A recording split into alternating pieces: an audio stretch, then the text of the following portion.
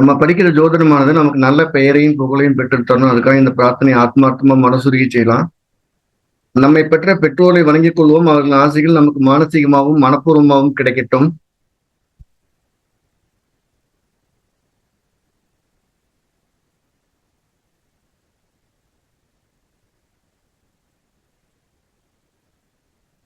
இதுவரை யாரெல்லாம் குருவாக இருந்தார்களோ அத்தனை குருமான பொற்பாவம் தொட்டு அனைவரையும் வணங்கிக் கொள்வோம். அனைவரின் ஆசைகள் நமக்கு மானசீகமாகவும் மனப்பூர்வமாகவும் கிடைக்கட்டும்.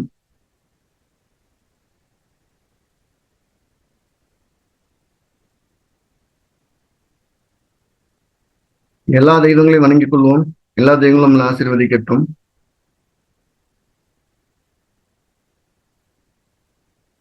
மதா பிதா குரு தெய்வ ஆசைகளுடன் எம்பெருமான் ஸ்ரீ உச்சிஷ்ட மகா கணபதியும் அனைவருக்கும் நீண்ட ஆயுளையும் நிறைந்த செல்வத்தையும் உயர்ந்த புகழையும் மெய்ஞானத்தையும் பேரறிவியும் பிரசன்ன ஞானத்தையும் பிரபஞ்ச அறிவியும் பெருமையோடு வழங்கட்டும். அனைவருக்கும் எனது மானசீகமான வாழ்த்துக்கள், மானசீகமான ஆசைகள். அனைவருக்கும் ஸ்ரீ உச்சிஷ்ட மகா கணபதி உடனிருந்து உதவி செய்யட்டும், அனுகிரகம் புரியட்டும். வாழ்த்துக்கள். சொல்லலாம், கேட்கலாம் சார். வணக்கம் குருஜி, யோகேஷ் பேசுறேங்க பெங்களூர்ல இருந்து. ராகுவோ கேதுவோ இரண்டு வக்ர கிரகங்கள்னால பார்க்கப்பட்ட அதோட பலன் எப்படி இருக்கும் குருஜி? அது எப்படி? யாரெல்லாம் நமக்கு சம்மந்தம் இல்லாதவங்க அப்படின்னு ஒருத்தர் எடுத்துக்கொள்வோம். ஒரு பஸ்ல போறீங்க, ஒரு ட்ரெயின்ல போறீங்க, ஒரு புதுசா ஒரு கம்பெனி துணி எடுக்க போறீங்க, இல்ல ஒரு பர்ச்சேஸ் பண்ண போறீங்கன்னா அவங்க எல்லாம் ராகு தான். அவங்கள கண்டோம் நம்ம எப்படி பேசுவோம்னா ஒரு எறும்ப பார்த்த மாதிரி பேசுவோம். செக் பார்த்தப்பா இப்படிமா. அவங்க இதோட இறங்கி போறாங்க அப்படின்னு நமக்கு தோணாது. Rule number 1. 2வது, நம்மளை பார்த்து பார்த்து வளர்த்த தாத்தா பாட்டிய மிக அதிகமா காயப்படுத்துவோம்.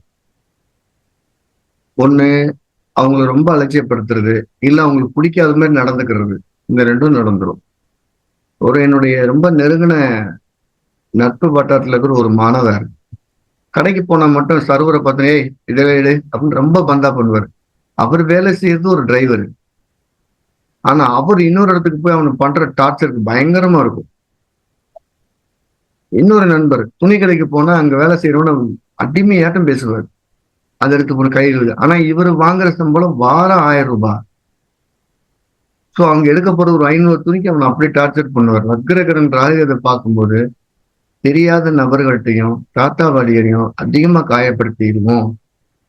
ஸோ உங்களுக்கு தெரியாத ஒரு மேனேஜர் வந்தாருன்னா அவனை நம்ம காயப்படுத்தும் போது பதிலுக்கு நம்மள ப்ரமோட் பண்ணிட்டு போயிடுவாங்க.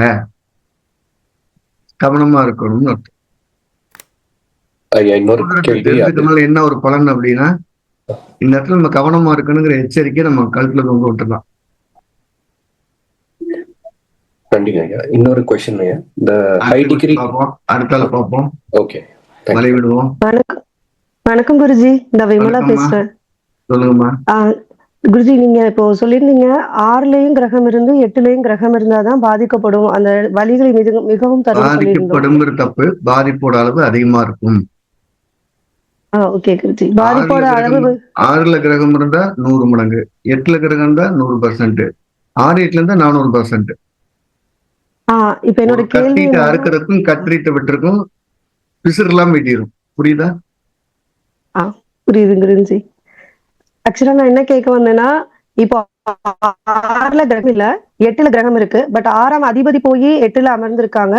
அவங்களோட திசைகளும் பாத்தீங்கன்னா அடுத்தடுத்த திசைகளா வருது. 2லயுமே கிரகம் இருக்கணும்.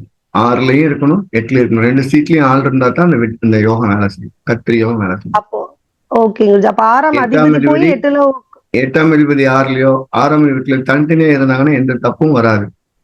6ல ஒரு கிரகம் இருக்கணும், 8ல ஒரு கிரகம் இருக்கணும். கிளியரா அதை புரிஞ்சுக்கிட்டா சரி. ஓகே குருஜி, நன்றி குருஜி. நமஸ்காரம் சார். நமஸ்காரம்மா. சௌஜன்யா, யூகேல இருந்து பேசுறேன். சொல்லுங்க சார். நீங்க வர்க்கோத்தமம் பத்தி கத்து கொடுத்தீங்க. இப்ப வர்க்கோத்தமம் ராசியிலையும் நவாம்சத்துலேயும் ஒரே இடத்துல இருக்கு, சந்திரனும் ராகுவும். இப்போ அவங்களுக்கே ராகு திசை நடந்தா எப்படி இருக்கும் சார்? நீங்க சிம்பிளா அப்படி படிக்கிறத விட வர்க்கோத்தமம் பெற்ற கிரகங்கள் அப்படின்னு எடுத்துக்கிறோம். ராகுன்னு தனியா படிக்க வேண்டாம், ஏன்னா அதுக்கான கேரக்டர் ரொம்ப வேற ஆயிடும். வர்க்கோத்தம் பெற்ற கிரகம் திசை நடத்தினா நம்ம இலக்கு என்னங்கிறது ரொம்ப தெளிவா இருக்கும். அதை அடைஞ்சாதான் வாழ்க்கைன்னு இருக்கும். அது அடையலைன்னா வாழ்க்கை இல்லையோன்னு தோணும். அப்ப 2 கிரகம் சேர்ந்து அது 2 கிரகம் எப்ப தசாபுத்தி வருது, ராகதேசத்துல சந்திர புத்தி வருது, அப்பவே ராகவந்திரம் வந்துச்சு இல்ல சந்திரன் வந்துச்சுன்னா அதுக்காக நம்ம என்ன வேணாலும் மெனக்கெடுவோம்னு அர்த்தம். நீங்க படிக்கும்போது இந்த வார்த்தை நல்லா ஞாபகம் வச்சுக்கணும். வர்க்கோத்தமம் பெற்ற கிரகங்கள் தசாபுத்தி நடக்கக்கூடிய காலங்கள்ல நம்ம இலக்கு நோக்கிய பயணத்துல மேக்சிமம் நம்ம போர்ஸை பயன்படுத்திடுவோம். அதுதான் நம்ம உச்சபட்ச எல்லை, உச்சபட்ச ஆயுதம், உச்சபட்ச பலம். கிளியரா? Clear sir. ஆனா இது வந்து கண்டிப்பா வெற்றியில தான் முடியும். ஆமாமா, வர்க்கோத்தகரமா அவ்வளவு சீக்கிரம் தோல்விக்கு வரவே வராது. சரி. ஆனா நம்ம என்ன செய்யறோம், வேகம் முழு போர்ஸை பயன்படுத்துங்கன்னு சொல்றோம். சரி சரி. எத்தனையோ பேர் என்ன செய்வாங்கன்னா, ஒரு தீபத்தை எடுத்துக்கிட்டே எண்ணெய் ஊற்றுவாங்க, திருவி தூண்டி விடாம விட்டுருவாங்க. அந்த ஜோதிடத்தை தூண்டி விடாது, எரியிட்டும் தூண்டி விடுறோம். புரியுதோ? புரியுது சார். நல்லது, நன்றி சார். வணக்கம் சார். வணக்கம்மா. சார், இப்போ நம்ம ஜாமக்கோல்ல அஷ்டமாதிபதி உதயத்தோட சம்பந்தப்பட்டாருன்னா நம்ம காணாத பொருளா இல்ல அவங்க வந்து ஆயுள பயமான்றத நம்ம எப்படி சார் பிரிச்சு எடுக்கிறோம்? எனக்கு நடந்த ஒரு அனுபவத்தை சொல்லிடுறோம்னா, மேஷ உதயம், உதயத்துல உள்ளே செவ்வாய் இருக்கு, வெளியே செவ்வாய் இருக்கு. இப்ப வந்து 8ஆம் அதிபதி உதயாதிபதியாவே ஆயிடுறா. ஆமா சார்.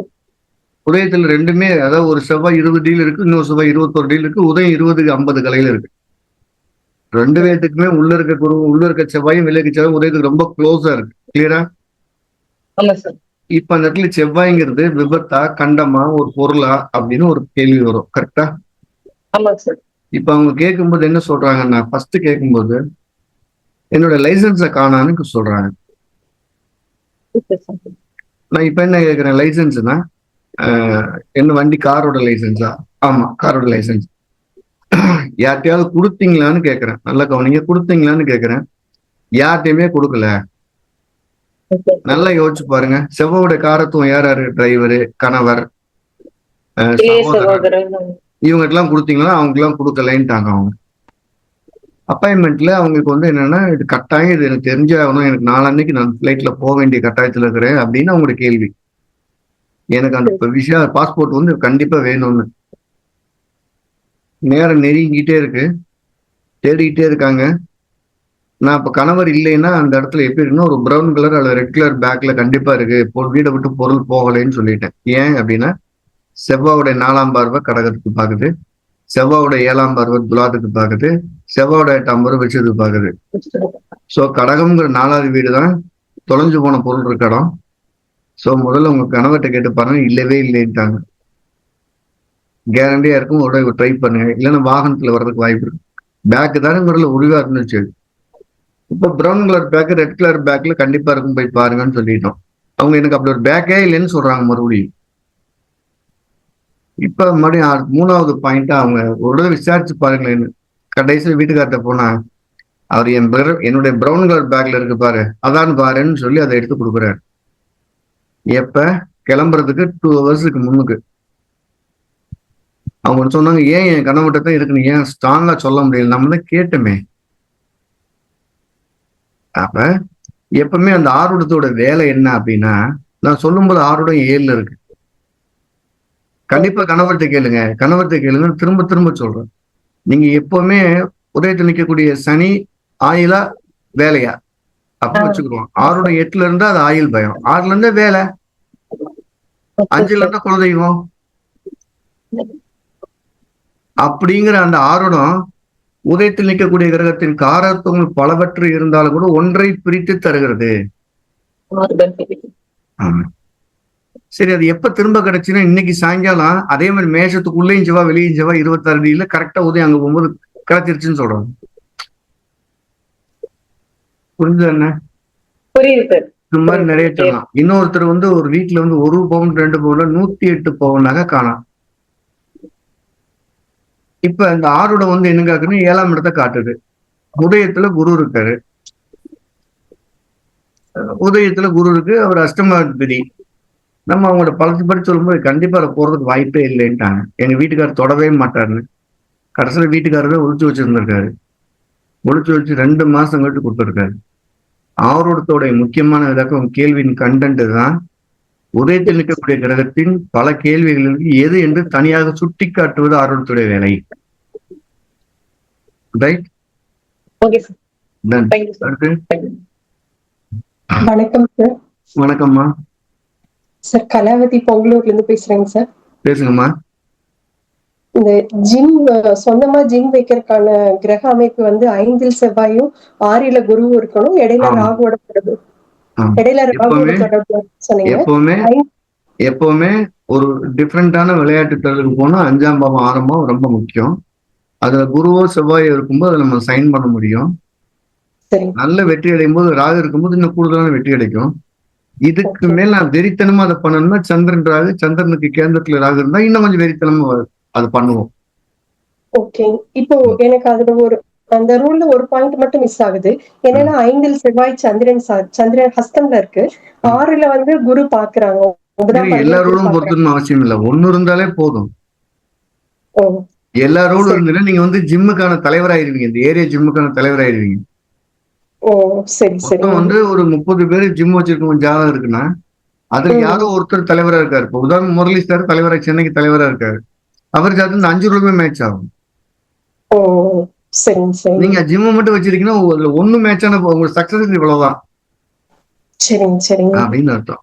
5ல் செவ்வாய், 6ல் குரு, சந்திரனுக்கு கேந்திரத்தில் ராகு, இந்த 3ல எது 1ஓ 2ஓ இருந்தாலும் ஓகே தான். இப்ப 6ல வந்து சந்திரன் ராகு சாரத்துல இருக்கு. போதுமே, சந்திரனுக்கு கேந்திரத்தில் ராகு வந்துருச்சு.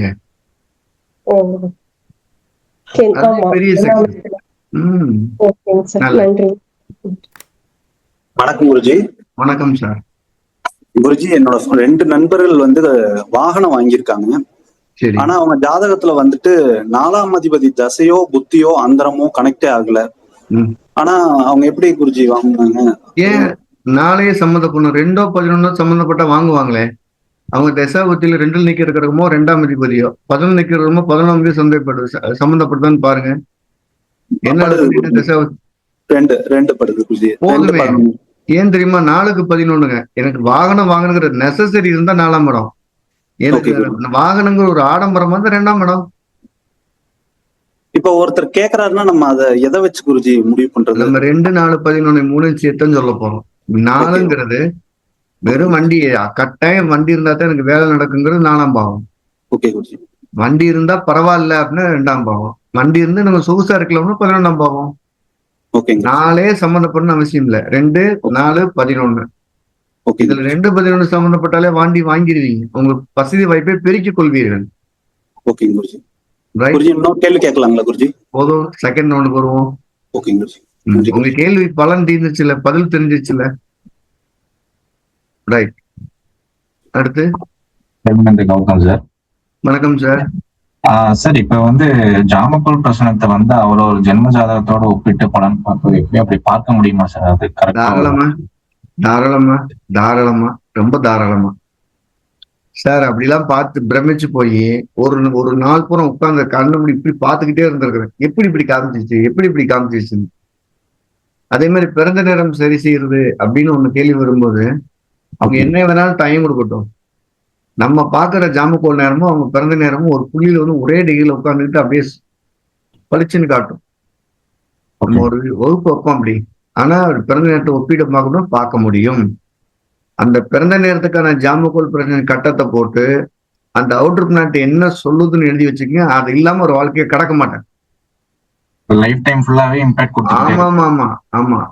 நம்ம வேல்யூம் 5ல முதல் 33 பக்கத்துல இருக்கக்கூடிய மீனத்தில் இந்த கிரகம் இருந்து அப்படிங்கிற அந்த ஜாமங்கள் என்னன்னு பாருங்க. உங்களுக்கு என்ன இருக்கும் அதை எடுத்து அதை அப்படியே படிச்சு பாருங்க. அது இல்லாம நீங்க வாழ்க்கையை கடந்திருக்க மாட்டீங்க. இப்ப ஃபார் எக்ஸாம்பிள் வந்து இப்ப வந்து ஒருத்தர் ரிஷப லக்னத்துல பிறந்திருக்காருன்னா சார், நமக்கு அதே தேவையில்லை. நீங்க பிறந்த நேரத்துடைய ஜாம கிரகம் எதுவோ அந்த கிரகத்துக்கான பலனை அவர் அனுபவிக்காம கடக்க மாட்டார். ஓகே.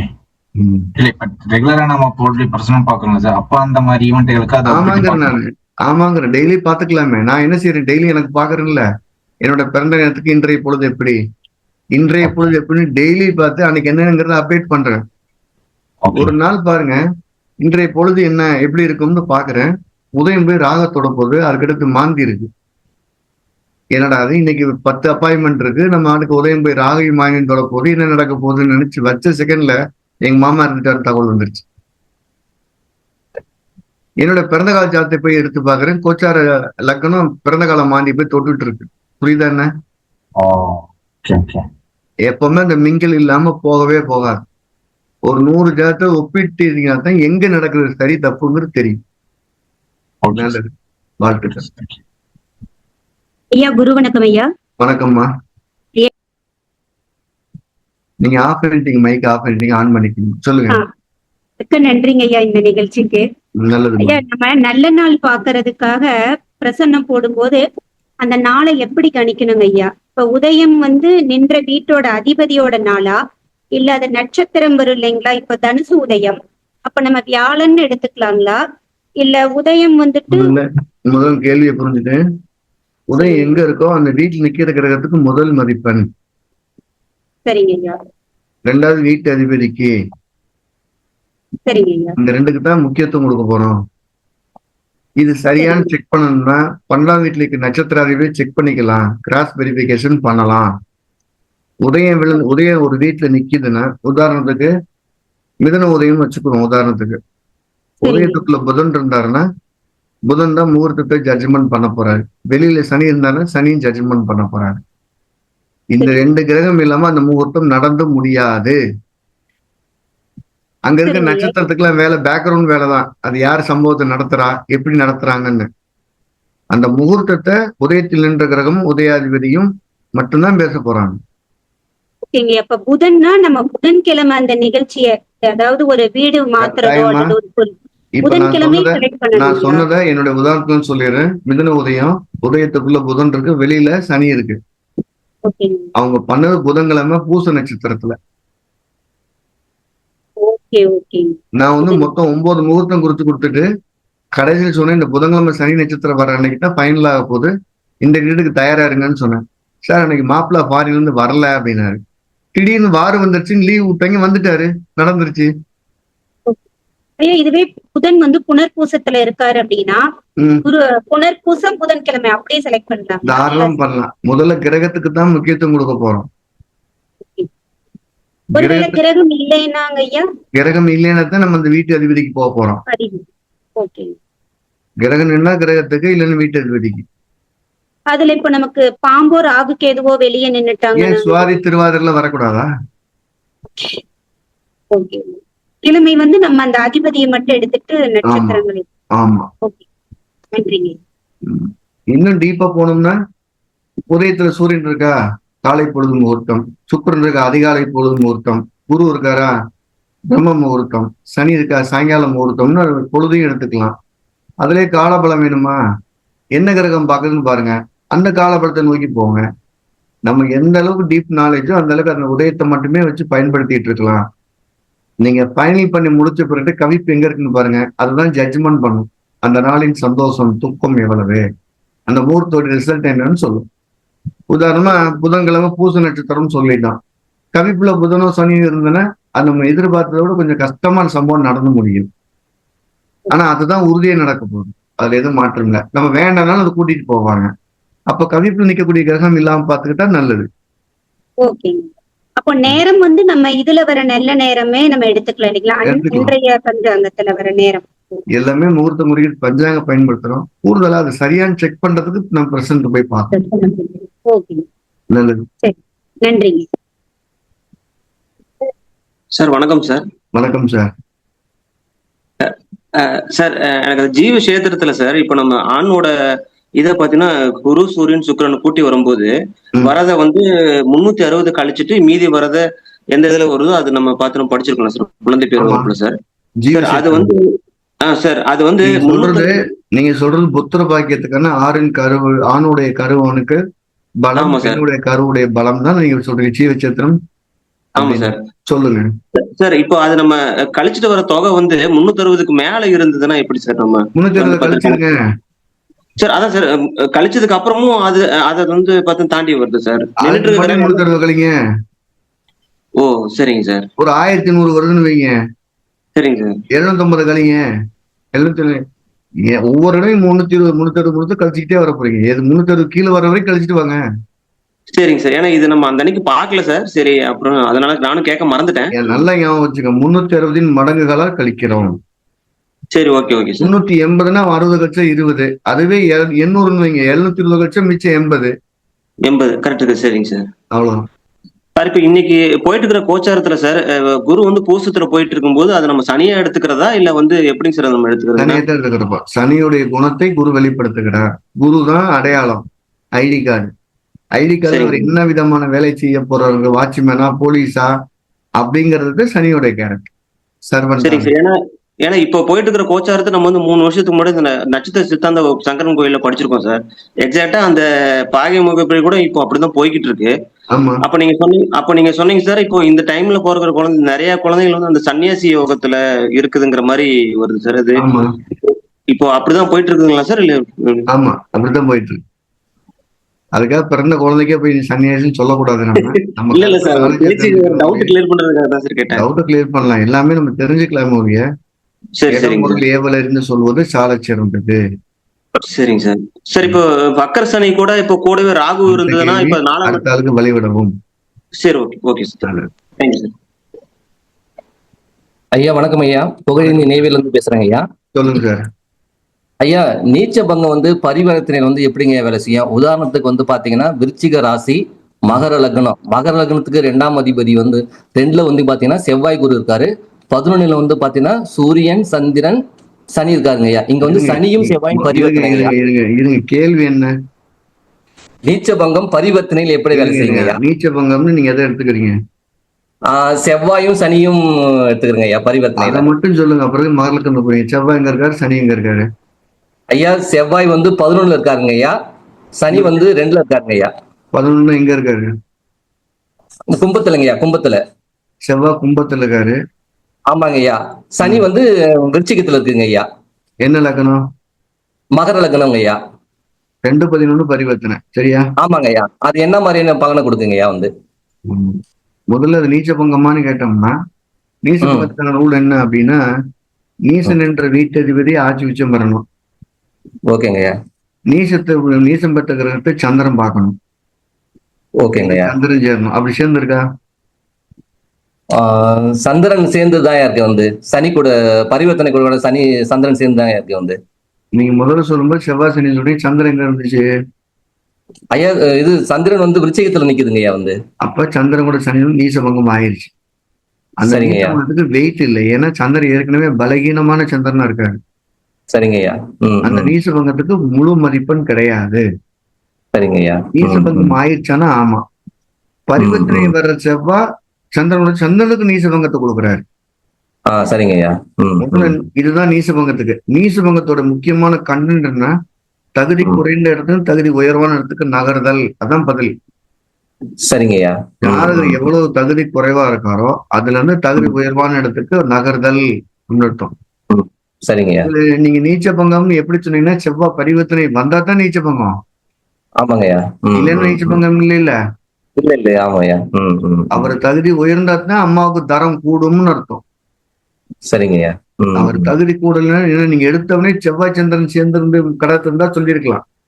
பரிவர்த்தனைக்கு முன்னாலதான் நம்ம நீச்ச பங்கம் இருக்கான் இல்லையான்னு பார்க்கணும். பரிவர்த்தனை ஆனதுக்கு முன்னால அவர் நீச்ச பங்கம் ரொம்ப பலவீனமான அது நீச்ச சந்திரன் ரொம்ப ரொம்ப பலவீனமானது. சரிங்கய்யா. இது பெரிய யோகத்தை கொடுக்காது. சரிங்கய்யா. ரூல் நம்பர் 1, பரிவர்த்தனைக்கு முன்னால நீசபங்கம் ஆயிருந்தா சிறப்பு. பரிவர்த்தனைக்கு பின்னால் ஆகுறது பலம் குறைஞ்சதுதான். Rule number 1. ரூல் நம்பர் 2, பலவீனமான கிரகம் மேலும் நம்ம ஒரு யோகத்தை பெருசா கொடுத்துறாரு. சரிங்கய்யா. நீசபங்க ராஜயோகத்தோட முக்கியமான கண்டென்ட் தகுதி குறைவான இடத்துல இருந்து தகுதி உயர்வாக நகர்தல். ஓகேங்கய்யா.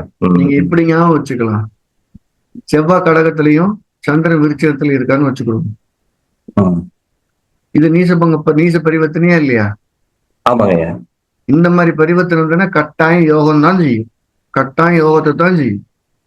சரிங்கய்யா. ஏன்னா பரிவர்த்தனையில தன்னுடைய தகுதியை மேம்படுத்திக் கொள்ளும். அந்த முதல் கிரகத்துல சந்திரன் நகரல, மத்த கிரகங்கள் தான் நகருது. சரிங்க சரிங்க. ஜாதகர் வருமானத்தை பெருக்கிக் கொள்வதன் மூலியமாக தாயாருடைய உடல்நலம் மனநலம் ஆரோக்கியம் பெறுகிறது. சரிங்க சரிங்க, ரொம்ப நன்றிங்க. நல்லது. இது லக்கணத்துக்கு 2, 12 இல்ல 6, 8, 12 இருந்தாலும் உண்மையிலே சந்திரன் பலமா இருந்தா அது நீசபங்க ராஜயோகத்துக்கு சிறப்பா செய்ய போகுது. நீசமா இருந்தாலும் பலவீனமானதுதான். அடுத்து வணக்கம் குருஜி. ஹலோ, சொல்லுங்க.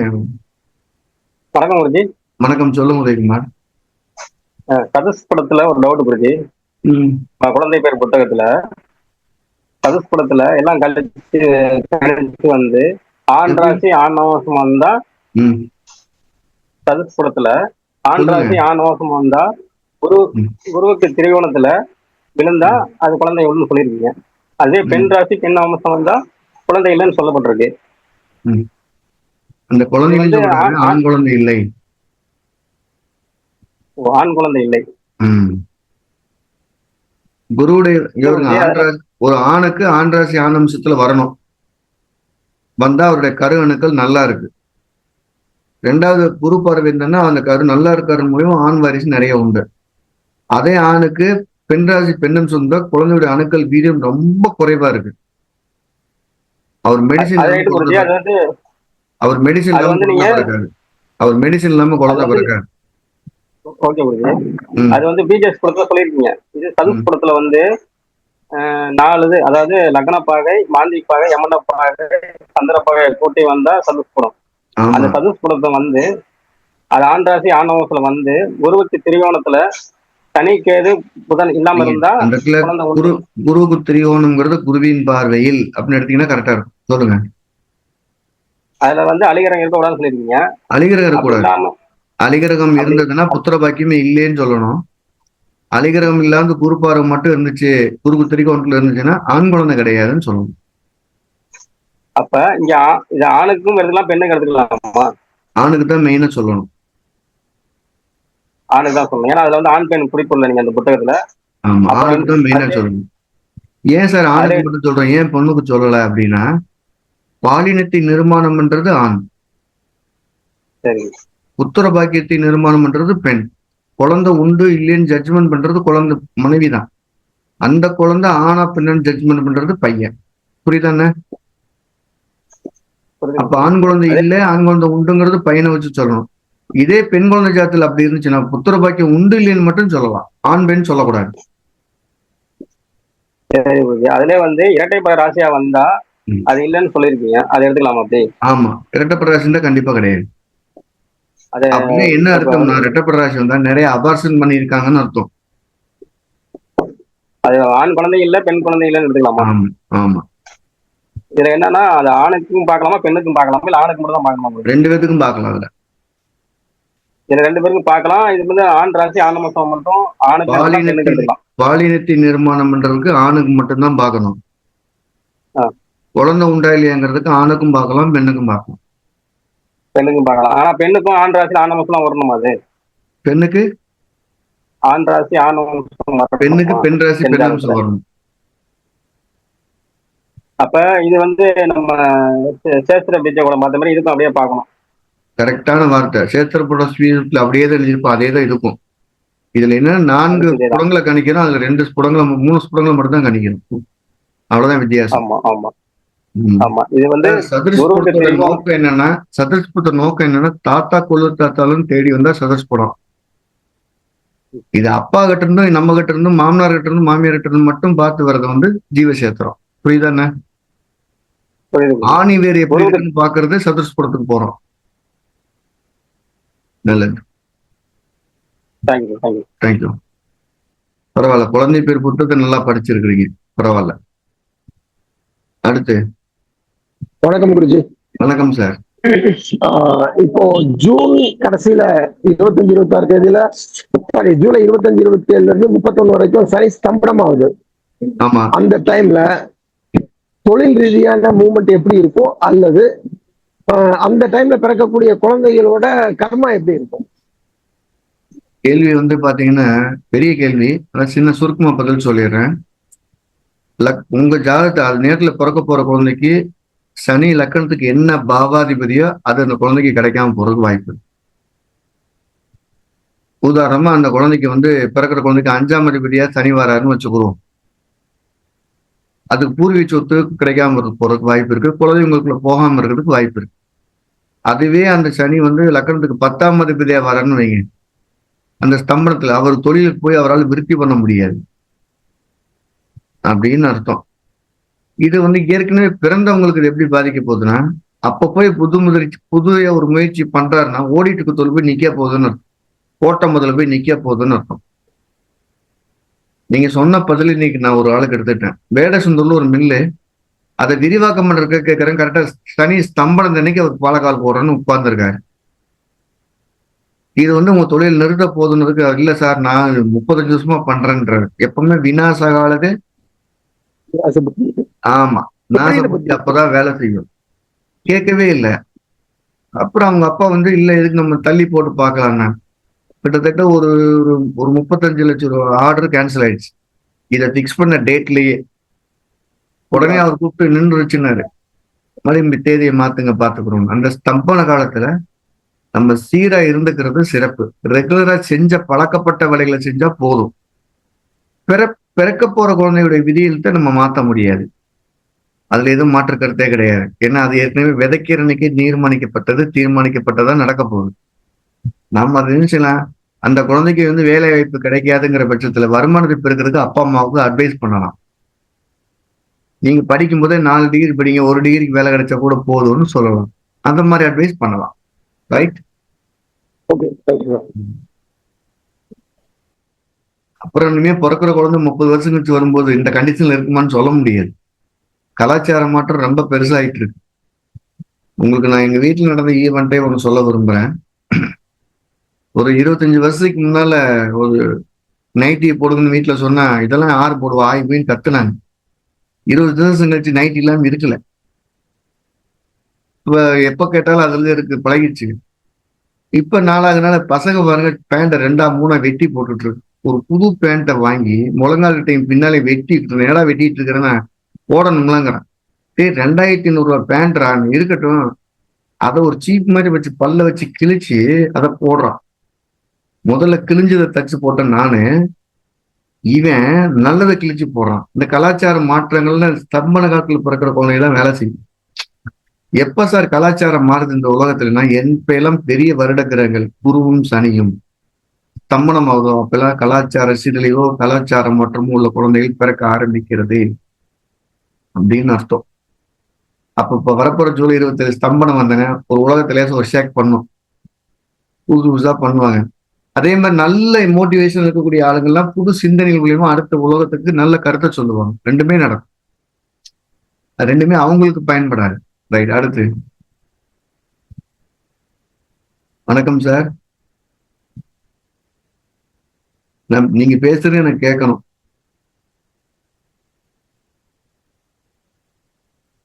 பரவாயில்லையே, சிரிச்சு மோமா உட்காந்து எப்படி கேட்கறது? சரி, அடுத்த ஆள் வாங்க.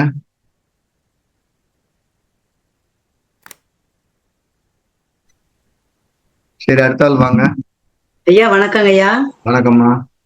ஜாம கவிப்புல அளவு எவ்வளவு, ஜாம கவிப்போட அளவு எவ்வளவு டிகிரி ஐயா? அந்த டிகிரி இருக்கும் மற்ற கிரகங்கள் பாதிக்குமா ஐயா? ஜாமத்துல உங்க கேள்வி எனக்கு புரியுவீங்க?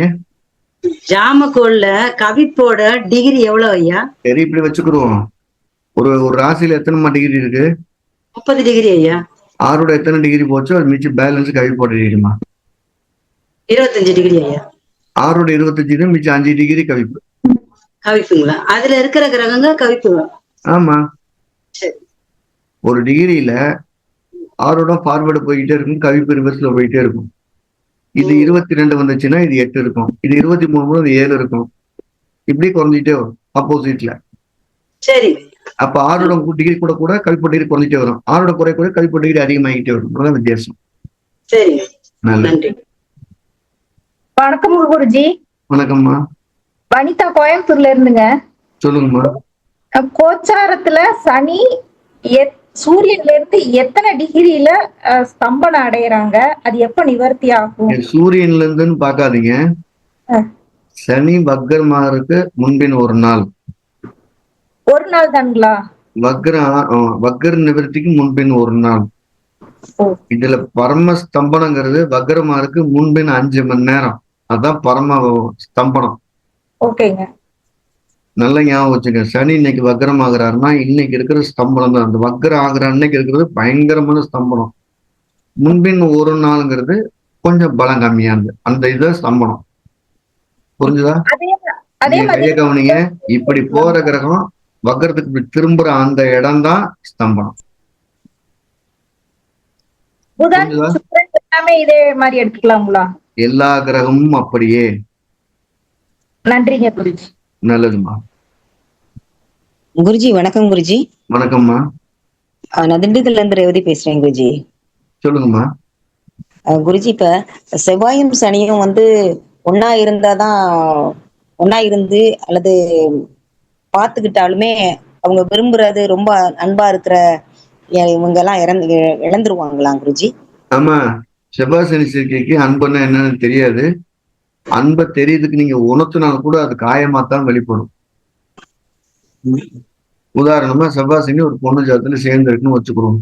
அந்த பொண்ணுக்கு அன்பு ரொம்ப தேவை. இந்த அன்பு ரொம்ப தேவைங்கிறத ஆப்போசிட் இருக்கிற வீட்டுக்காரர் புரிஞ்சுக்கிறவே மாட்டார். அவர் என்ன சொல்லுவாருன்னா, காலைல உனக்கு பால் வாங்கியான்னு விட்டாச்சு, டிஃபனுக்கு சாப்பாடுக்கு அரிசி பருப்பு இருக்கு, சாப்பிட்டு தூங்க வேண்டியதானே, என்ன கவலைன்னு கேட்பார். அதுக்கு தான் கல்யாணம் பண்ணி தோணும், வேற எதுவும் கல்யாணம் பண்ணுவான்னு திருப்பி கேட்பார், தெரியாத மாதிரி கேட்பார். சரி, அது முடிஞ்சு அடுத்தாயிடுச்சு, இப்படி இருந்துகிட்டே இருக்கும். அந்த அம்மா எப்படி அன்பை எப்படி காட்டும்னா, இவர்கிட்ட கேட்டு கேட்டு பார்த்து கிடைக்கலன்னு கடைசியில டார்ச்சர் பண்ண ஆரம்பிச்சிடும். அப்பதான் அவர் பொசசிவா மாறிடும் அந்த பொண்ணு. அது 2 பேத்துக்குமே விவகாரத்தையோ பிரிவினையோ இல்ல ஒரே வீட்டுக்குள்ள பேசாம இருக்கிறதையோ போய் சுட்டி காட்டும். இது பார்வைக்கும் பொருந்துமா குருஜி? ஆமா ஆமா, பார்த்தாலே எரிச்சல் வரும், சில அடிச்சாதான் எரிச்சல் வரும். சேர்ந்து இருந்தா அடிச்சுக்கிடுவாங்க, பார்த்தா எரிச்சல் வரும். 2க்கும் புரிஞ்சு வருமே. எப்பவுமே சேர்க்கைக்கு 200 300 மதிப்புனா பார்வைக்கு 100 மதிப்பெண். அந்த எரிச்சல் பார்த்தவொடனே எனக்கு அவரை பார்த்தா எரிச்சலா இருக்குன்னா பார்வை இருக்கு. சேர்ந்து இருந்ததுன்னா பேசி பழகி நெருங்கி போகும்போதுதான் பிரச்சனை வரும். சேர்ந்திருக்கக்கூடிய பெண்கள்ல 85% பெண்கள் கடுமையான உழைப்பாளியா இருக்காங்க. Rule number 1. வீட்டுக்காருக்கு சமமா உழைக்கிறாங்க. நம்பர் 2. நம்பர் 3, ஒரு கட்டத்துல வீட்டுக்காரர் மேல அவங்களுக்கு சலிப்பு தட்டிடுது. என்னடா வாழ்க்கை வாழ்றீங்க, ஒரு திட்டமே இல்லைன்னு. செவ்வாய் சனி சேர்ந்திருக்கக்கூடிய பெண்கள்ல 95% பெண்கள் சொல்ற ஒரு வார்த்தை, வீட்டுக்கார்ட்ட பிளான் இல்ல, 2 பேரும் மாடா உழைக்கிறோம், அந்த காசு வீட்டுக்குள்ள வரல, எங்க அது, நான் எதுக்கு இவ்வளவு பாடுபடணும், இந்த ஒரு வருஷத்துக்கு எதுக்கு இப்படி பாடுபடணும், என்னடா வாழ்க்கை இதுன்னு கொஸ்டின் மார்க்கில் நிக்கிறாங்க. கேட்டு பாருங்க. அது பார்வையான மதிப்பு கொஞ்சம் கம்மி, செயற்கையான மதிப்பு கூடுதல். அவ்வளவுதான், அதுல மாற்று கருத்துலாம் கிடையாது, எந்த லக்கணமா இருந்தாலும். குருஜி இப்ப என்னன்னா, செவ்வாய்க்கும் சனிக்கும் இடையில சூரியனும் சந்திரனும் இருக்காங்க குருஜி. அது வந்து என்ன அர்த்தம்னா, இந்த அம்மா சண்டை போட்டு போகும்போது அப்பா அம்மாவும் எப்பா வந்துடாதம்மா கோச்சிட்டு ஏற்கனவே சாப்பாடு இல்ல அங்கேயே அட்ஜஸ்ட் பண்ணி இருந்துக்கன்னு காம்ப்ரமைஸ் பண்றாங்கன்னு அர்த்தம். நல்ல ஞாபகம் வச்சுங்க. இந்த கிரகத்துக்கு நடுவுல எந்த கிரகம் இல்லைன்னா இவங்களுக்கு பேச்சுவார்த்தை, சண்டை போட்ட பேச்சுவார்த்தைக்கு ஆள் கிடையாது. இந்த 2 பேத்துக்குள்ள ஒரு கிரகம் இருந்தா அவங்க பேச்சுவார்த்தைக்கு கூட வருவாங்க. இப்போ உதாரணமா இந்த குரு செவ்வாய்க்கு நடுவுல, சரி செவ்வாய் சனிக்கு நடுவுல குரு இருந்தானே, பையன் இருக்கான் இல்லைன்னா ஒரு பிச்சு போடுவேன்னு அந்த பையனை முன்னிலைப்படுத்திக்கிட்டே இருப்பாங்க. சூரியன் சந்திரனா அப்பா இருக்காரு, மாமியா இருக்காரு, அம்மா இருக்காருன்னு அந்த காரணம் அந்த சண்டை பெருசாகாம இருக்கிறதுக்கோ இல்ல சண்டை பெருசாகி பிரிஞ்சு வர்றதுக்கோ அந்த கிரகம் தான் காரணமா, கூட இருக்கிற கிரகம் தான் காரணமா. சரி, நல்லது. அடுத்து ஐயா சிவாயனம் வணக்கங்க. சிவாயனம் சொல்லுங்க. இந்த குப்புசாமிங்க தாராளத்துல இருந்தீங்க. சொல்லுங்க சார். வணக்கம் ஐயா. இப்ப குரு சனி சேர்ந்திருந்து அது கேதுவையோ சனியோ குருவோ கேதுவோ பார்த்ததுன்னா தொழில் வந்து கடன் இந்த மாதிரி. இப்ப நீங்க இப்ப பாத்தீங்கன்னா மகரத்துல கேது இருக்கும், கன்னியில குரு சனி சேர்ந்திருக்கும் வச்சுக்கொடுக்கும் இல்லையா. மகரத்துல சனி கேது சேர்க்க இருக்கும், மீனத்துல சனி குரு இருக்கும். சரி, இருக்க ஜாதகத்துல இருக்கக்கூடிய பிறந்தவங்க அத்தனை பேத்துங்களுங்க தொழில் எப்படி இருக்குன்னு கேட்டு பாருங்க. புலம்பி தள்ளிடுவாங்க. ஐயோ கம்முன்னு இருந்தா கூட கடன் வந்து தேர்தல் கதவை தட்டுதுங்கன்னு சொல்லுவாங்க. உழைப்பாங்களா மாட்டாங்களா? ஆமா, 2 மடங்கு இல்ல 4 மடங்கு உழைப்பாங்க. அந்த உழைப்பு கேட்டுற ஊதியத்தை ஒருத்தருடைய ஊதியத்தை 10 பேர் உட்கார்ந்து அமுத்தி சாப்பிட்றதுனாலயோ செலவு வைக்கிறதுனாலே செலவாகிக்கிட்டே இருக்கும். ஒரு உதாரணம், சரி, ஒரு தனுசு லக்னங்க, லக்கணத்துல கேதுங்க, 11 குரு சனிங்க, குரு சுயசாரங்க, இவங்களுக்கு அதே நிலைமை. ஆமா, குரு முதல்ல கேத போய் தொட போகுது. எப்பவுமே குருக்கு இதை சேர்க்கிறதுனாலும் குரு முதல்ல போய் கேத தொட போனாலும் குடும்ப சுமை ரொம்ப அதிகங்க. நம்ம மீட்டிங்ல இருக்கக்கூடியவங்க எல்லாத்தையும் நீங்க குறுக்கேது சேர்க்க 285 வரைக்கும் கேட்டு பாருங்க. சார் உங்க குடும்ப சுமை அதிகமா? ஆமா. உங்க குடும்ப சுமை மட்டும் இல்ல, நீ கல்யாணம் பண்ணி போற குடும்பம், உங்க அப்பா அம்மா குடும்பம், உங்க தம்பி குடும்பம், உங்க பெரியப்பன் குடும்பம்னு மொத்தம் அந்த நோயாளி வண்டியில ஏறி உட்காந்து அமுத்திக்கிட்டு இருக்கு. அந்த குறுக்கேதுக்கள் மட்டும் அப்படி ஒரு அடையாளம். மொத்தத்தையும் இந்த சொல்லுவாங்கல்ல, நம்ம எங்க போறோம், டாக்டர்கிட்ட போறோம், எதுக்கு? பேஷண்ட். யார் பேஷண்ட் தான்? நம்ம யானை மேல போறோம், இந்த யானை தான் பேஷண்ட்னு. அது மாதிரி இந்த குறுக்கு இது ஏற்கனவே மூச்சு மூட்டை இருக்கும். உங்களால மூச்சு விடும்னே ஒரு சொந்தக்காரன் வந்து ஏறிடுவான். இது குறுக்கேது பார்வைக்கும் பொருந்தும், சேர்க்கைக்கும் பொருந்தும், குரு முதல்ல வைக்கிறது தொடராளுக்கும் பொருந்தும். நீங்க லேசா ஃப்ரீயா இருக்கிறீங்கன்னா வீட்டுக்கு ஒரு விருந்தாளி வந்துருவாரு. வந்து அந்த ஏன் ஃப்ரீயா இருக்கீங்க, கொஞ்சம் இடம் தள்ளி உட்கார்ற, கொஞ்சம் இடம். அந்த ட்ரெயின்ல போகும்போது கொஞ்சம் ஓன் இடம் இருக்கும், கொஞ்சம் அப்படியே உட்கார்ந்து கொடுத்து நம்மளை இறக்கி கீழே விட்டுருவாங்க. அவன் உட்காந்துக்கிறான், அந்த மாதிரி உட்காந்துக்கணும். நல்லது. நீங்க கொடுத்த முருகன் சூப்பரா வளர்ந்துருச்சு. வாழ்த்துக்கள். நன்றி. நன்றிங்க. நல்லது. வணக்கம் குருஜி. வணக்கம். மிதுன லக்னம், சனி வக்ரம், 6ஆம் பார்வையில வந்து செவ்வாய், புதன், ராகு. நீங்க இருங்க.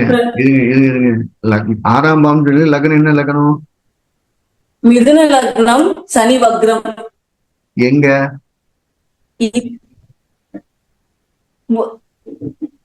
மிதுன லக்னம், சனி. எங்கம்மா சனி வக்ரம்? சனி வக்ரம். சரி, சனி எங்க வக்ரம்? லக்னத்திலே சனி வக்ரம். சரி, லக்னத்திலே சனி வக்ரம். ஓகே. 6ஆம் பாவத்துல வந்து செவ்வாய் 2 டிகிரில இருக்காங்க, புதன் வந்து 11 டிகிரில இருக்காங்க, ராகு 16 டிகிரில இருக்காங்க, சூரியன் 19 டிகிரில இருக்காங்க, சுக்கிரன் 25 டிகிரில இருக்காங்க. இந்த 5 பேரும் இந்த 6ஆம் பாவத்துல இருக்கிறதுனால இந்த 5 கிரகத்தோடைய பலன் வந்து கம்மியாயிடுமா? ஆமா. அந்த 5 கிரகத்தோட பலன் ஜாதகருக்கு கிடைக்காமலே அவர் வேலை செஞ்சுக்கிட்டே இருப்பார். முதல்ல லக்கணத்துல சனி இருக்கக்கூடிய நோக்கம் என்னன்னா, அவருடைய வாழ்க்கையில வேலை தான் ரொம்ப முக்கியமான பங்கு. அந்த வக்கரச்சினுடைய முக்கியமான கேள்வி என்னன்னா, அவர் நல்ல கடுமையான உழைப்பாளி, ரொம்ப பர்ஃபெக்டா இருப்பாரு. ஆனா அதுக்கான ரெக்கக்னைஸ் கிடைக்காம போராடிட்டு இருப்பாரு. இந்த ஆரம்பாவத்தில் நிற்கக்கூடிய 5 கிரகங்களுமே அவருக்கு சுத்தமா அனுமதிக்காது. அவர் வேலை செஞ்சு ஒத்துக்கிறாரு. அதாவது இந்த ஜாதகருடைய வாழ்க்கை தன்மை என்னன்னா, இவர் ஆணா இருந்தா வேலைதான் மனைவி, இவர் பெண்ணா இருந்தா வேலைதான் கணவர். மற்றதை பத்தி கவலைப்படாம வேலை செஞ்சுட்டே இருக்கிறது சால சிறந்தது.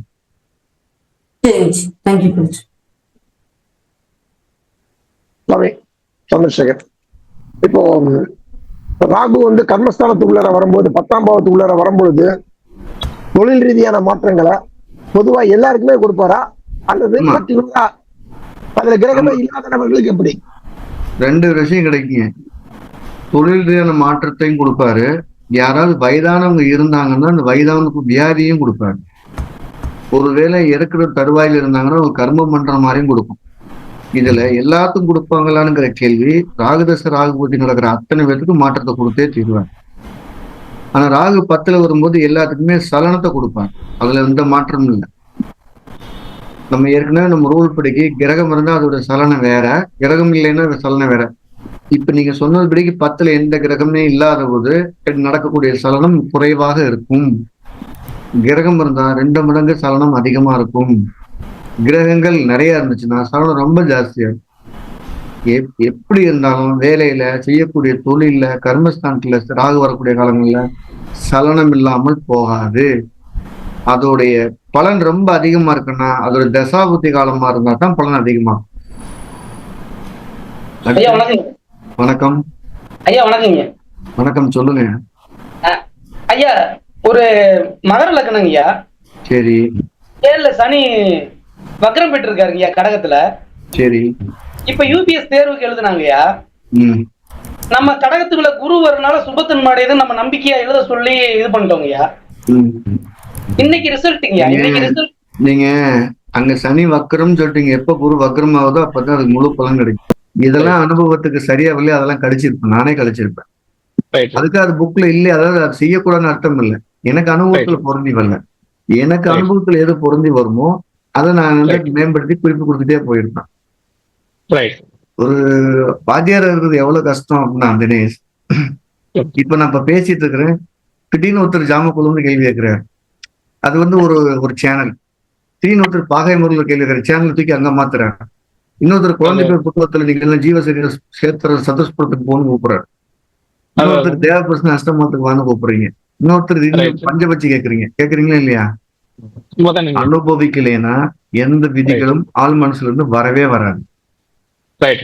படிப்பறிவு ரொம்ப நாளைக்கு தக்க வச்சுக்க முடியாது, ஆனா அனுபவ அறிவு ரொம்ப நாளைக்கு கூட டிராவல் பண்ணும்.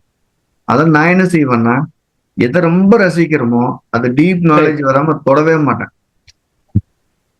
இப்ப நான் சல்லீர் பிரச்சனை முதல்ல பார்த்துட்டு இருந்தேன். அந்த சல்லீர் பிரச்சனை பத்தி பார்த்து மன ரீதியை ரொம்ப பாதிப்புனால அது புக்கே நான் எழுதலை. ஆனா அது ரொம்ப டீப்பா பார்த்தது. அந்த மாதிரி எனக்கு எதெல்லாம் அனுபவத்தில் நல்லா வந்ததோ, எதெல்லாம் ஆட்கள் சொன்ன சிறப்பா இருப்பாங்களோ அதெல்லாம் கண்டிப்பா புக்ல பதிவா இருக்கு. நல்லது. சிவராமன். வணக்கம் சார்.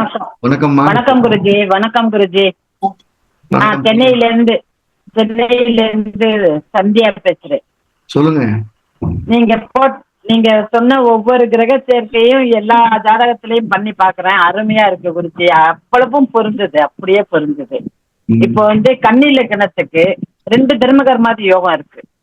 மகரத்துல குரு சனி கேது, தனுசுல நம்ம காலபுருஷனுக்கு வரக்கூடிய தர்மகர்மாதிபதி யோகத்தை பெருசா சொல்லக்கூடாது. லக்னத்துக்கு தர்மகர்மாதி யோகம் இந்த ஜாதகருக்கு சொல்லணும்.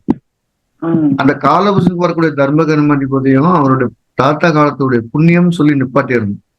அது வேலை செஞ்சும் குறைவான வேலை செய்யும். லக்கணத்துக்கு இருக்க தர்மகர்மாதிபதி யோகத்தை அவர் லைவ்ல அழகா அனுபவிப்பார். சொல்லுங்க. இப்ப ரெண்டு சொல்லிட்டீங்க. இப்ப சனி குரு கேது வந்து மகரத்துல இருக்கு. அப்ப ஆனா குருவும் கேதுவும் சேர்ந்தா கடன் சொன்னீங்க.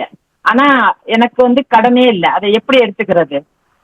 சந்திரன் ராகு வந்து கண்ணியில இருக்காப்ல. நம்ம குடும்ப நிர்வாகத்தை எடுத்துக்கிறவங்கன்னு வச்சுக்கேன். உதாரணம் எங்க பாட்டி இருக்காங்க. எங்க பாட்டிக்கு 1 பைசாவோட கடன் இல்லை. அவங்க 61ல பிறந்திருக்காங்க.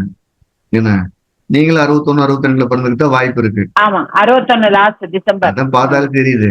அப்படின்னா என்ன நடக்குது அப்படின்னா, குடும்ப பொறுப்பு பூரா வீட்டுக்காரும் பிள்ளைகளும் பார்த்துட்டு இருந்திருப்பாங்க. உங்களுக்கு கடன் வாங்குற யோகமே இருந்திருக்காது. அவங்க சமைச்சு போட்டு வீட்டுல உட்காந்து வீட்டுல நம்ம இல்ல சொல்லிட்டே வந்துடுறேன் நான். ஒண்ணு அப்படி இருப்போம் இல்லையா? என்னோட இது வளர்ச்சி இவ்வளவுதான், இதுக்குள்ள நிக்க போறேன்னு நீங்க ஸ்ட்ரிக்டா நின்னீங்கன்னா கடன் பெருசா வராதுல்ல.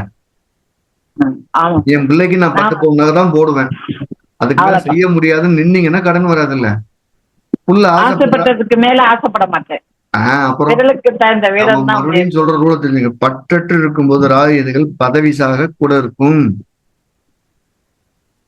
நாங்க இங்க பாருங்க, எங்க அம்மா சொன்ன ஒரு வார்த்தை, 2 பவுன் தான் என்னால போட முடியும், கட்டுறேன்னா கட்டிட்டு போங்க, இதெல்லாம் புள்ள இருக்கட்டும். கடன் வர கடன் ஏத்துக்கிறது விரும்பல. அம்மாவுக்கு குருக்கு எது மிதனத்துல இருந்துச்சு. அதுக்கு மேல போட்டு நான் கடங்காரன் ஆகி நீங்க சந்தோஷமா வர்றதுக்கு நான் கடங்காரி சுத்த முடியாதுன்னு ஸ்டிக்க சொல்லிட்டாங்க. ஆனா எங்க பெரியப்ப என்ன செஞ்சாருன்னா, கடன் நிறைய வாங்கி கொடுத்துட்டு கடனை கட்டாம சூசைட் பண்ணிக்கிட்டாரு. வித்தியாசம் புரியுதா? எப்பவுமே குருக்கு சேர்க்கை இருக்கும்போது நம்ம தகுதி என்னங்கிறது தெரிஞ்சிருக்கணும், எங்க நிறுத்திக்கிறணுங்கிறது தெரிஞ்சிருக்கணும். வீடு அழகா இருக்கணுங்க கடனை வாங்கி கொட்டக்கூடாது. ஏன்னா எல்லாமே கடன் என்ன செய்யும், அசையாம தின்றும் நம்மள. ஆனா அசைஞ்சு திங்கும், கடன் அசையாம திங்கும். அதனால கடன் வாங்குறதுனால யோசிக்கணும்னு அர்த்தம்.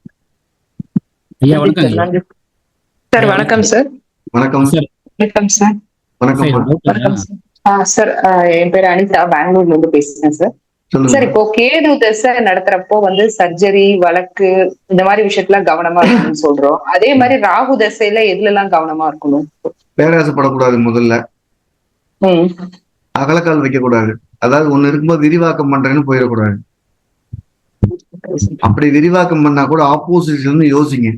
உதாரணமா நீங்க ஒரு பிசினஸ் டெவலப் பண்ண போறீங்க, அதோட இன்வெஸ்ட்மெண்ட் ஒரு 5 கோடி ரூபாய் தேவை. ஒருவேளை 5 கோடிக்கு மேல பண்ண முடியல, என்ன பண்றது? முதல்ல ஆப்போசிட் இருந்து யோசிச்சு பார்த்துக்கணும். இந்த 2 முக்கியமான விஷயத்த. ஒண்ணு பேராசைப்படக்கூடாது, 2வது நம்முடைய எல்லை தெளிவா தெரிஞ்சிருக்கணும். என்ன தெரிஞ்சிருக்கணும்னா, 10 கோடி ரூபாய் என்னால புரட்ட முடியும். முடியலன்னு என்ன பண்றதுன்னு ஆப்போசிட்ல யோசிச்சு பண்றது. இந்த ரெண்டும் தெரிஞ்சுக்கிட்டேன். ராகு உங்களை ஒண்ணுமே பண்ணாங்க. சார் ராகுக்கு இது மிட் பாயிண்ட். ராகுல தோத்து போனவங்க ஒரு 60 பேர் ஜாதகத்தை எடுத்து பார்த்தா அந்த ராகு உள்ள வந்தவனே அவங்க பிசினஸ் பயங்கரமா டெவலப் ஆகும் உள்ள இறங்கிடுறாங்க. உதாரணமா உங்களுக்கு இன்னொரு உதாரணம் சொல்லிடுறேன். ஒருத்தர் பிசினஸ் பேப்பர் பிசினஸ் ஆரம்பிக்கிறாரு. ஆரம்பிச்சு 30 கம்பெனி ஆர்டர் கொடுக்குறாங்க. இவர் 1 மிஷின் போடுறாரு, 2 மிஷின் போடுறாரு, 3 மிஷின் போடுறாரு. திடீர்னு இன்னொரு கம்பெனிக்காரன் வந்து கேட்டு எனக்கு இன்னொரு 30 ஆர்டருக்கு 30 டன் ஆர்டர் தரேன்னு தர்றான். அவரால் கண்ட்ரோலே பண்ண முடியல. இன்னொரு 10 மிஷின் போடலான்னு போடுறாரு. போட்டவொடனே அந்த ஆள் ஆர்டர் தரேன்னு சொல்லி சூசைட் பண்ணிக்கிறான். இவர் மிஷின்லாம் போட்டு கடனுக்கு வாங்கி போறது அந்த கடனுக்கான சொத்து அப்படியே மூழ்கி போச்சு செங்கல்பட்டுல. அந்த முதல் 1 மிஷினோட இருந்திருந்தாருன்னா இன்னைக்கு அவர் கையில 2-3 கோடி ரூபாய் இருந்திருக்கும். ஸோ நான் விரிவாகனா அது நடக்கலைன்னா என்ன, அப்போ அவருக்கு நான் என்ன சொல்லி நான் அட்வைஸ் பண்ணேன்னா ஆர்டர் தர்றவங்கள்ட்ட பேமெண்ட் வாங்கி மிஷினை வாங்குங்க, கடனுக்கு வாங்காதீங்கன்னு சொல்லி. புரிஞ்சுதா? என்ன உங்க எல்லையை நிர்மாணம் பண்ணிருங்க. ரைட் சார் ராகுக்கு இது மிட் பாயிண்ட்ல இருக்கிற வீடும் பாதிக்குமா? அது வந்து நம்மள கெட்டியா புடிச்சுக்கணும் அசைய விடாம. அது சொந்த பந்தத்துக்குள்ள போகும்போது மட்டும்தான் பிரச்சனை பண்ணும். உதாரணமா ராகு மிட் பாயிண்ட்ல சனி இருக்குன்னு வைங்க. சொந்தக்காரன் நான் ஒரு நாளைக்கு வீட்டுக்கு வரேன், இல்ல சொந்தக்கார வீட்டுக்கு போனீங்கன்னா தொழில் எனக்கு சுத்தமா ஓடாது, வேலை பயங்கர பிரச்சனையா இருக்கும். முதல்ல மிட் பாயிண்ட் நிற்கக்கூடிய கிரகத்தை நம்ம முழுசா அனுபவிக்க விடாது. Rule number 1. ரூல் நம்பர் 2, அதை நம்ம அனுபவிக்கக்கூடிய சமயத்துல சொந்தக்காரங்க வந்து அது ரொம்ப டார்ச்சர் ஜாஸ்தியாகும். தப்பா முடிவு எடுத்துருவோம். எந்த கிரகமும் இல்லையா சார்? ரொம்ப ஹாப்பி, உங்களுக்கு கண்ட்ரோல் பண்றதுக்கு ஆள் இல்ல. சிறப்பு. கிரகங்கள் இருந்தாதான் பாதிக்கும். எப்பவுமே ஏமா ஒரு காலில் குண்டூசி குத்தினா தான் வலிக்கும். குண்டூசி இல்லைன்னா கால் நல்லா தான் இருக்கும். நல்லது. ரொம்ப thanks sir. Thank you sir. Okay, இன்னைக்கு இது போதும். நம்ம அடுத்த கேள்வி நிகழ்ச்சியில தொடர்ந்து பார்ப்போம். இன்னைக்கு இந்த 1 மணி நிகழ்வு போதும். விரைவில் நம்ம அடுத்த கேள்வி நிகழ்ச்சி கண்டினியூ பண்ணி பார்க்கலாம். ஸோ அதுவரை எல்லாம் வல்ல எம்பெருமான் ஸ்ரீ உச்சிஷ்ட மகா கணபதி அனைவருக்கும் நீண்ட ஆயுளையும் நிறைந்த செல்வத்தையும் உயர்ந்த புகழையும் மெய்ஞானத்தையும் பேரறிவியும் பிரசனைஞானத்தையும் பெருமையோட நமக்கு. இது எல்லாத்துக்கும் பதில் சொல்ல முடியலைங்கிறது எனக்கும் வருத்தமா இருந்தாலும் கூட இது 1 மணி நேரம் நடத்துறதே உங்களுக்கு உங்களுக்கு கேட்கறதுக்கான கேள்வி நேரம் அதிகமா இருக்குன்னு நினைக்கிறேன். நம்ம வேற களங்கள்ல சந்திப்போம். நீங்க கேட்ட கேள்வியில பாதிகள் ஆல்ரெடி எல்லாருமே கேட்ட கேள்வியா இருக்கும். நம்ம சேனல்லே கேள்வி நிகழ்ச்சி நிறைய இருக்கு. சும்மா இருக்கும்போது அது நிறைய கேளுங்க. அது நிறைய கேட்கறதுனால என்ன ஆகுதுன்னா உங்களுக்கு ரீட் ஈஸியா கிடைக்கும். ஏன்னா அதுல கேட்ட கேள்வி திரும்ப கேட்க போறாங்க. இப்ப இன்னைக்கு கேட்டதுலேயே அது 3 கேள்வி ஆல்ரெடி இருக்கு. அதனால உங்களுக்கு எல்லா கேள்விக்குமே ஆன்சர் பண்ண ரெடியா இருக்கிறேன். நம்ம இந்த ஜோதிடத்துல பல துறைகளையும் உட்காந்து பண்றதுனால என்னுடைய அனுபவங்களை ஏதேனும் ஒரு வகையில் உங்களுக்கு பயன்படுத்திடணும், அதை பயன்படுத்திடுவீங்க, அதை சொல்லிடணும்னு நானும் தவிக்கிறேன். அதனால ஏதோ ஒரு ரூபத்துல உங்களுக்கு கொடுத்துருவோம். நான் ரொம்ப நாள் எனக்கு ஒரு கவலை இருந்தது உண்டு. குழந்தை பேர் புத்தகத்துல சதுர்ஸ் படம், யமகண்டஸ் படம், பிசி சித்திர படம், யமச்சுக்கர பாகையெல்லாம் போட்டுக்கும் ஒருத்தரோட கேட்கலேன்னு. கிட்டத்தட்ட புக்கிலேயே 16 வருஷம் ஒருத்தர் கேட்டார் இன்னைக்கு இந்த சொல்லலையேன்னு. ஸோ அது மாதிரி ஏதேனும் ஒரு வகையில ஒரு பதிவு ஓடிக்கிட்டே இருக்கு.